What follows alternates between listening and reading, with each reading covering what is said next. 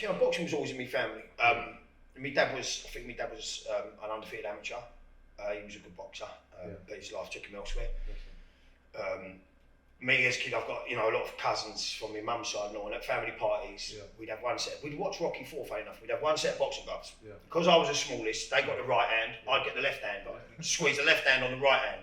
And me and my cousins, Zach, Ricky, we just literally just thumped each other's heads in outside, and you're always brought up around it. Danny. Hello, mate. How are you, mate? I'm good, brother. How are you, man? I'm good, mate. Every day's Christmas. Every day's Christmas? Every day's Christmas. I haven't heard that for a while.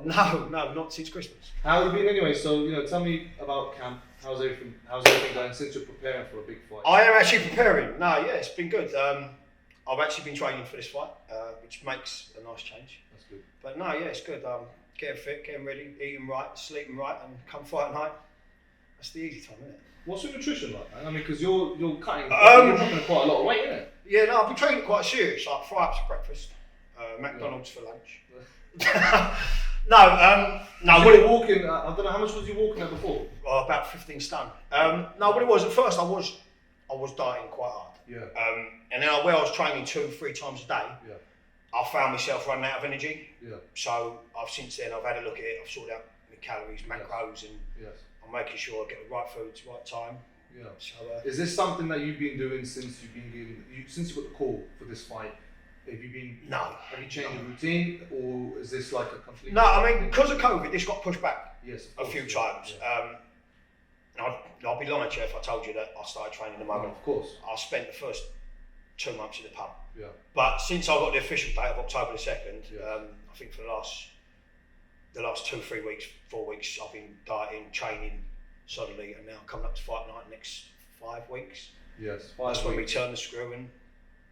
Not long. That's it, mate. Easy. So, for the people who don't know, tell me about your routine specifically. Like, first thing is first. When you wake up, what's the first thing you're having? I mean, because you're losing a lot of weight. It's actually quite regimented and boring. Yeah, it must be. And I want to know a bit more about I'm waking up at about 6 in the morning, 6 days a week. 3 days I go between a 3-mile fast-paced jog up around the hills by my house. The other 3 days I'm doing like high intensity training. Straight after that, protein shake, oats, honey, bananas, all that sort of crap. Then going to work. After work, I'm usually down this gym for hopefully 5 nights a week. Although I say that a couple of times I've been down here 5 nights a week. And then at night I get home and it's usually doing abs, chin-ups, press-ups, that sort of thing. And again, just making sure I eat right in between all meals. And this weight cut, obviously, do you have like a certain amount of weight or fat that you need to burn, and then water weight afterwards? Are you looking at losing 1 or 2 kilos? Do you know what? I've already done a few test runs. I've got the sauna suit. I went out on a run the other day. So I went out on a run, had the sauna suit on, got straight on from that, straight in the boiling hot bath. And I had a little test run. I found out how many pounds that roughly made me lose. I'm not going to say, but I roughly know how many pounds I can drop. So I know what I need to get to then I know what rest I can cut in water. I'm not going to be dangerous with it, because I know, to be fair, people can cut up to 10, 15 pounds of water. That's, in my view, if you haven't cut that, you should be in the fight. No. If you can't fucking make the weight, move up the division. Exactly, I believe that. But no, I know, I'll get to between 5, 6, 7 pounds of it, and I'll cut the rest off the water. Okay, nice. So Danny, about your record, I mean, yes. Mix of white collar amateur. What is the specific? No, what is the official record? I can't. I started. I think I had maybe 10 fights. I've lost 1, drawn 2, won the rest. Good. Although one of the fights I drew, I got robbed at. Stephen Bird. I beat him fair and square. And 9 years ago, I saw that on his cornerman come up to me after the fight and said, "Sorry, mate, shit happens." Seriously? I smashed him, and I love Stephen. Supports Crystal Palace. Yes. It's his own fault, but I beat him fair and square. He knows it. His call went straight after the fight, and it was given to him as a split decision. If I weren't drinking through the warm up, because I won the first 3 rounds. I gassed slightly on the last 2, but I beat him. And but as you say, they give it as a draw, but because he was champion, he kept his belt. And come on, I beat him. But so when the callman walks up to you and goes, "Sorry, mate, shit happens," my little sister Bailey, who's coming to this fight, that was the last fight, she actually got kicked out for kicking off. But we warned her. Bailey, you're on your best behaviour. Yeah. Of course, fair enough. I mean, so tell me about the difference with being this gym, for example. You've been in this gym for how long now? I want to know, like, in terms of... God. Do you know what? My first fight was against a fighter from this gym. Oh, was it? I beat him. Oh, he ain't happy about it. I think he teaches one of the classes around here. I beat him every round. Lovely fella. And then from then I was at a different gym. And then I think the two gyms kind of come together. Yeah. I started training there. I can't remember, I might have had one or two fights. And then from then I think I moved to, I don't know when I went up to Camberley, the Biz in Chertsey, where I was boxing all the amateurs. Okay. And I turned amateur with him. Yeah. And then the coach there, he's one of them amateur coaches, don't like white collar. Nah, there's so many people that don't like that. But I got my amateur licence, and then someone phoned me up and said that there's a fight over in Hatfield. Yeah. 300 quid, go over there, do you want to have the fight? Yeah. Of course, went over there. £300, man. I think I beat the fella easy. Yeah. He was awful. Yeah. Honest, but before the fight, he was sitting there. Yeah. He was sitting there next to me, and he was going, I'm born to do this, for 2 hours. Yeah.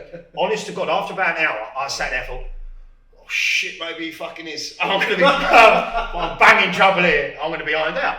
But he'd done some shadow boxing on the way to the ring like that, and I thought, no, he's rubbish. And I beat him. But because of that fight, I think my missus put on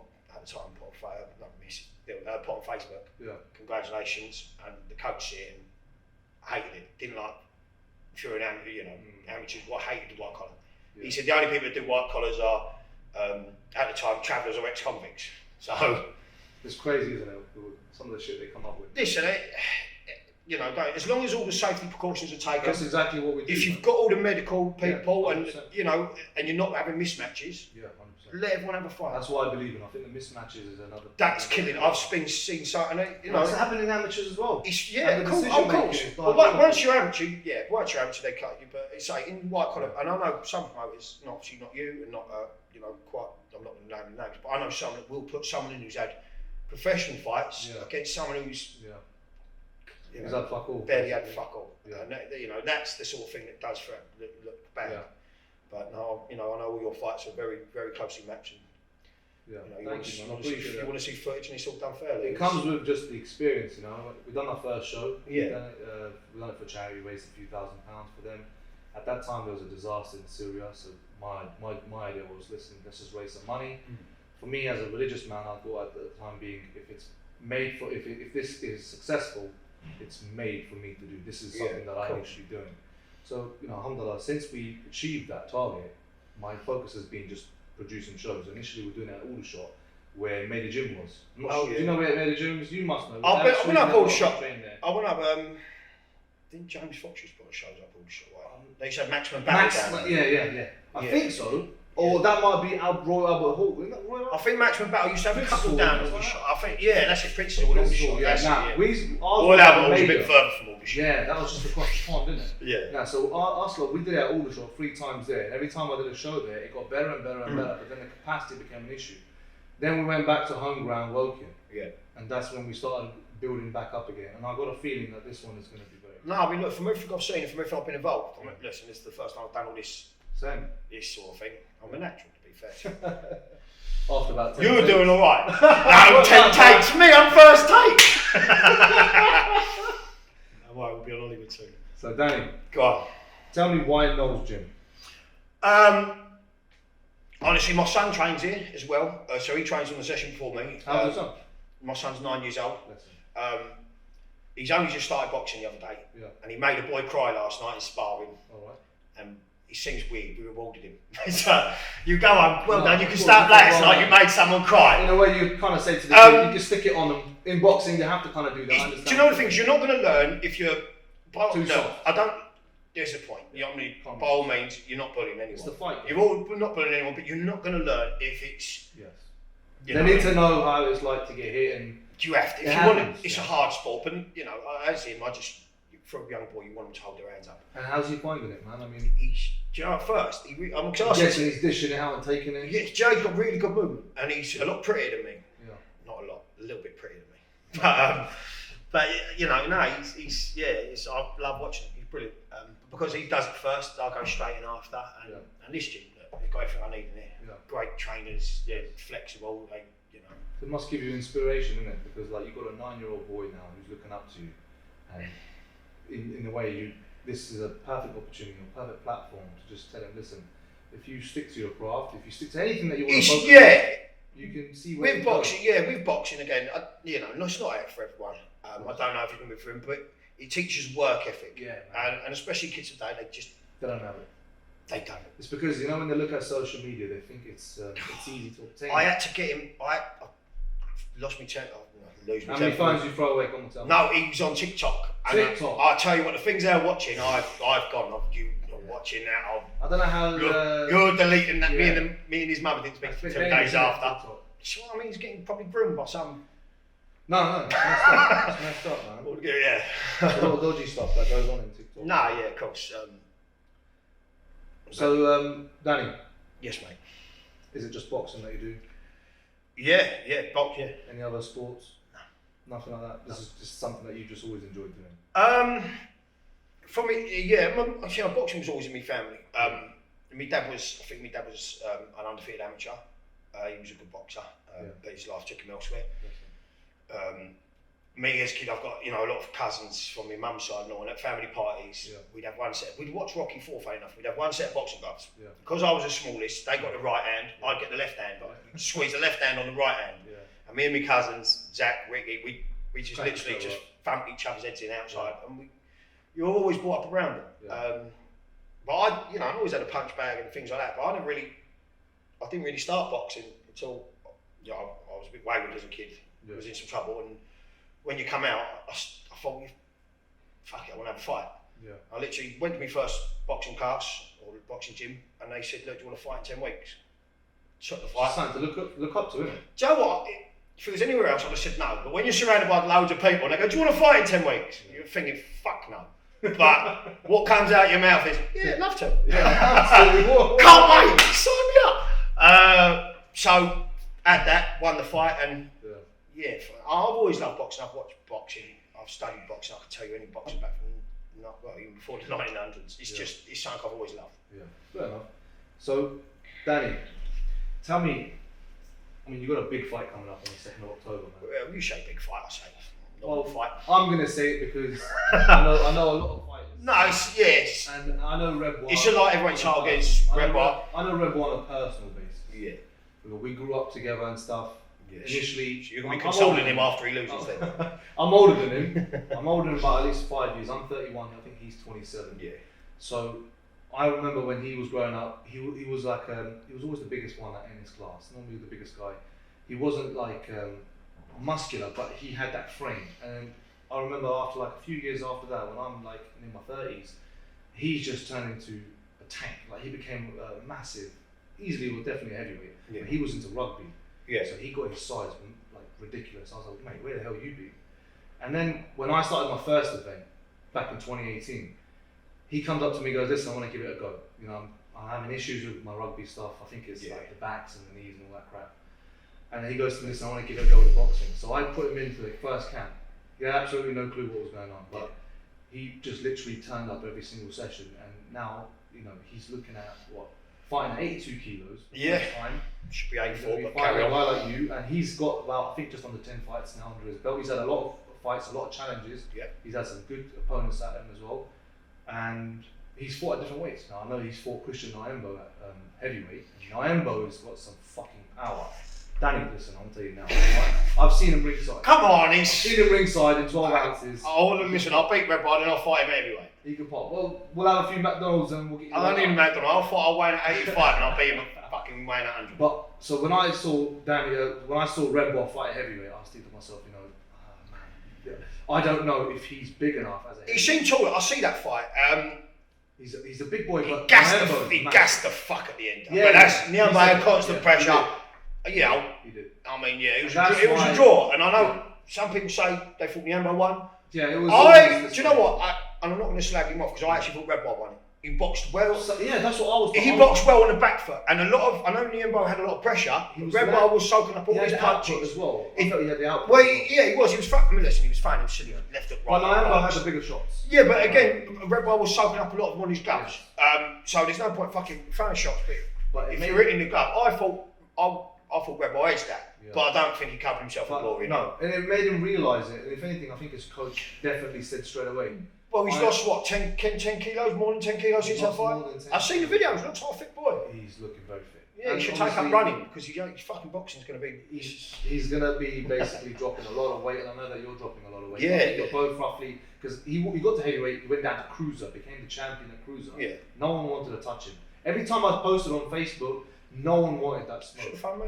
Mate, I don't know where you were. And then literally, as soon as he gets down to 80, 82, that's when it started getting interesting. But when I first met you first from Steve Dossett's show when you fought Josh Hone. Yeah. I know Josh Hone because Josh Hone's got a fucking right hand. I want to fight Josh Hone again. We know that. But when I saw you fight Josh Hone, I've seen him put people to sleep, bare knuckle, whatever it is.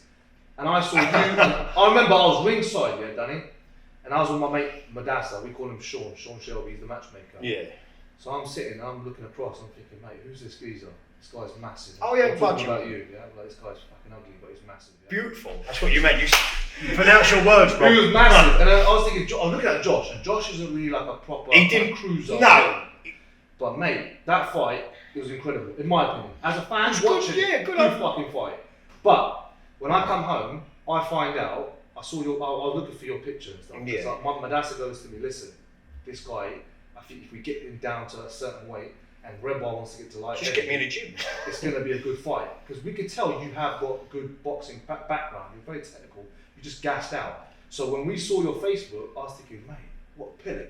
He's got a bloody beer bottle right in front of him. Yeah, I had vodka before the fight. I had vodka for breakfast, beer at lunch, and exactly. I was in the crowd with my pals drinking Jack Daniels and Coke before we went on. But so you had a crazy fight week, basically. I had a crazy 3 months before that. So that's why. So then I thought to myself, you know what? If I can get him a good fight, something that's going to make him focus and challenge, I think he's going to be on it. And to be I fair, spoke to you, it was the Josh Hone rematch I wanted, yes. and I trained me. But obviously, Josh, I love Josh, and I hope he.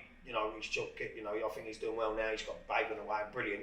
But then this Rebwar challenge guy, and whenever you were making him out like he's this monster. In my opinion, from what I see, he's different. Well, I'm the monster slayer. And you both haven't been dropped, is that right? No, never in my life. Never. So that's what makes the fight even better because you both haven't been dropped. Never.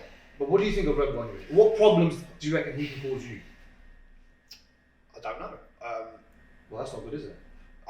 Listen, you're not going to know when you get in there. When I get, honestly, I can't tell. Watching his fights on YouTube. Yeah. Fucking completely different. Fucking nut.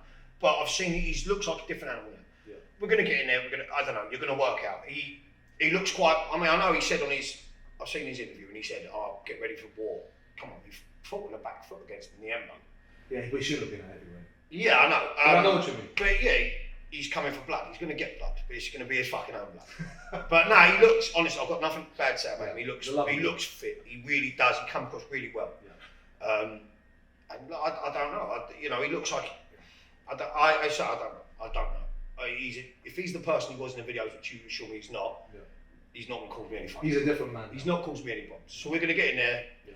And I know that you're going to be a better version of yourself. Listen, that was 5% in that fight. Yeah. We're going to get in there, we're going to both have a fight, may the best man win. Yeah, I think this is going to be easy. And I'm training for this one, so if he beats me, there's no excuse. And I don't mean to make an excuse for the Josh fight, there was no excuses at all, because I knew the fight was coming, it was my own fault. For this one, if he beats me, he's a good man. And I'll take me out to him, shake his hand. But that's all fairy tale, because he's not going to beat me. I think it's going to be, in my opinion, easily the biggest fight that I've probably organised. It's going to be a good laugh, I think it's going to be bloody good, mate. I like a puncher. I mean, before we finish up, Danny, tell me, you know how we're going to finish up on this fight prediction?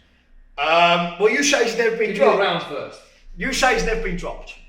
No, he's not been tickled. He ain't been kicking it. He's been fighting idiots. So tell me what round are we talking, and how do you plan to do it? Third round body shot. You think he's going to go down the body? I think he's going around third round body shot.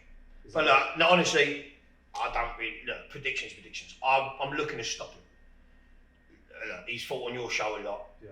No one's been able to get. I know, but I think it's the first of 2 rounds in my show. No one's been getting close to him. So this is going to be a people he's fought. I mean, yeah, of course, man. No one wants to step up, but that's why we've got. Me and him are going to have a good fight. We're going to have a great punch up. If it goes 5 rounds, the fucking 5th round is going to be fireworks. Let's just hope it goes 5 rounds, because that 5th round we'll both leave it all on the line. Do you see this going to listen? I'm going to prepare for the distance. I don't know. When I get in there, I'm hoping I can open him up. Look, I don't know. From what I've seen, it ain't going the distance. But you assure me he's different persons. We're going to go in there, we're both going to box. Yeah. I'm preparing for five hard rounds. Are you here to box him, or are you here to just turn it into a straight war? No, we'll box. Listen, we can go on the back foot if we have to, we'll go on the front foot if we have to. Yeah. It's a boxing game, we need to box. Listen, but at the same point, if we're going to meet in the middle, we'll box in the middle. But I'm not probably. We're not a slugfest. We're going to go in there. That's good. It's going to be a boxing show. It's not. Of course. And I know if you want to watch us throw punches, watch us outside on the street. It'll be a good, proper boxing fight, good level. And I think that's what the crowd would love to have as well. Listen, that's it. That's what they come to see. They come to see a boxing show. Danny, I'll leave it to you. Is there anything that you want to say to the fans, the crowds, the sponsors, your coaches, your family, your friends? Is there anything that you'd like to say? No, nothing at all. Absolutely nothing. Nothing. Just no comment. Tune in. No comment. I'm used to that one. Okay. No comment. Tune in. This is going to be an absolute war. Anyone want tickets? That's it. Don't miss this. Danny. Cheers, mate. Thanks a lot. See you soon. Take care. You too. And that's a wrap. CSL 5, 2nd of October. Rebwar versus Danny. Main event. This is going to be for the CSL light heavyweight title. Don't miss out. Tickets are out now. I can guarantee you this will be a complete sellout.